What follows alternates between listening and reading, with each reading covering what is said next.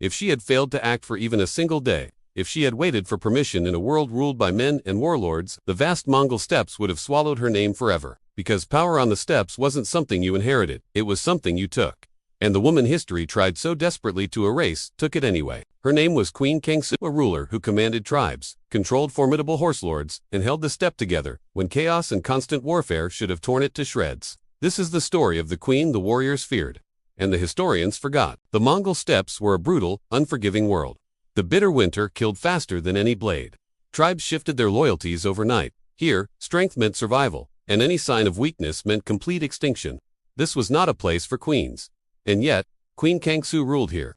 Not from a lavish palace but from a saddle, leading her people through the harsh, windswept landscape. Kangsu rose to power during a time of fragmentation, when the once mighty Mongol world was splintering into countless rival clans. Male leaders fought endlessly among themselves, draining their strength, burning camps, and leaving their families vulnerable to starvation and attack. She watched it all happen, and she understood something the ambitious warriors didn't. If the fighting continued, everyone would lose. There would be nothing left to rule. So she made a move that no one expected. She set out to unite the tribes not with force, but with brilliant strategy. Kangsu brokered and negotiated marriages between rival clans, weaving a complex web of alliances that bound them together. She redistributed grazing lands fairly, ending the disputes that had fueled conflict for generations. She rewarded loyalty swiftly and generously, and she punished betrayal silently and decisively. She spoke very little, but when she did, even the most battle-hardened warriors listened, because she never wasted a single word. Her authority wasn't based on her bloodline alone. It was based on results. Under her guidance, the constant raids stopped. Trade routes that had been closed for years reopened. Herds of horses multiplied, and children began to survive the brutal winters that had once killed thousands. The steppes stabilized, and that terrified her enemies.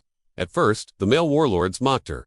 A woman ruling the nomads, they thought it was impossible, a joke. But then, their most trusted allies began to defect to her side. Then, their vital supply lines mysteriously vanished. And finally, their own clans abandoned them, choosing Kangsu's stability over their leaders' endless, pointless wars. Kangsu never fought them directly in open battle. She simply outmaneuvered and outlasted them. She played a different game, and she was better at it. But ruling the steppes meant living in constant danger. Assassination attempts followed her camp like a shadow. Poisoned drinks were offered at feasts. Sabotaged saddles were left for her favorite horse. Yet Kangsu survived them all. She learned to sleep lightly. She trusted very few people, and she trusted them carefully.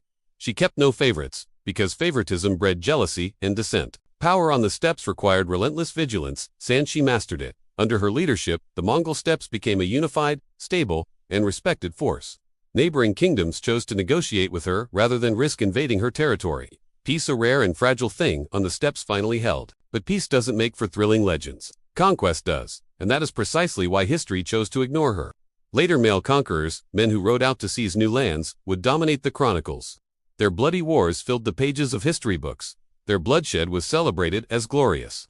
Kangsu's legacy was much quieter. She saved lives. She prevented wars. She ruled without destroying.